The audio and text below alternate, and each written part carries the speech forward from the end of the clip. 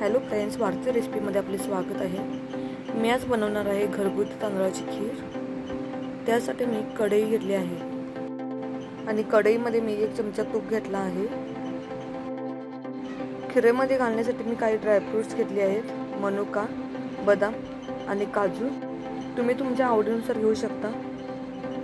आता आपल्याला फ्राय करून घ्यायचे आहेत। फ्राय करून घेतल्याने खीरेला एक वेगळी टेस्ट येते, एकदम मस्त अशी। तुम्ही पाहू शकता। आता मी काढून घेणार आहे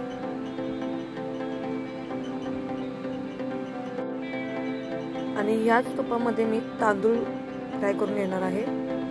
1 छोटी वाटी तांदूळ घेतला आहे मी, घरगुतीच आहे। तांदूळ आपल्याला मिक्स करून घ्यायचे आहेत आणि व्यवस्थित फ्राय करून घ्यायचे आहेत। फ्राय करून घेतल्याने खीरेला एक मस्त टेस्ट येते। तुम्ही पाहू शकता तांदूळ फ्राय झाले आहेत। मिक्सरच्या भांड्यामध्ये काढून आपल्याला जाडसर असे थोडेसे वाटून घ्यायचे आहे। त्याच कढईमध्ये मी 1 लिटर दूध घेणार आहे। फुल क्रीम दूध घेतला आहे मी। तुम्ही पाहू शकता मी दूध घेतला आहे 1 लिटर। आता आपल्याला उकळी काढून घ्यायची आहे।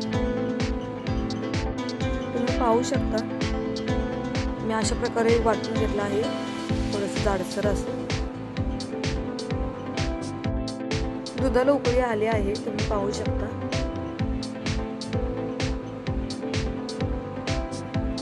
दुधामध्ये मी पाणी घातलं नाही। तुम्हाला जर पातळ हवे असेल तर तुम्ही घालू शकता, पण खीर दाटसरच छान लागते। आता आपल्याला हे घालून घ्यायचे आहे तांदूळ बारीक वाटून घेतलेले।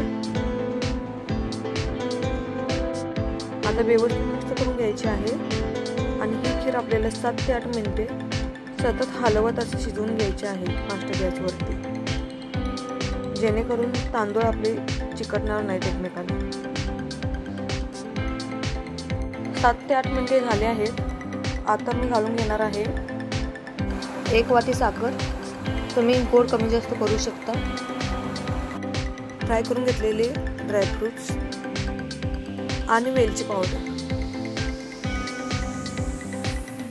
व्यवस्थित मिक्स करून घ्यायचे आहे आणि खीर आपल्याला 5 ते 6 मिनिटे आणखी उकळून घ्यायची आहे, अशा हलवतच। तुम्ही पाहू शकता तांदूळ मस्त असा शिजला आहे आणि खीर मस्त अशी दाटसर झाली आहे।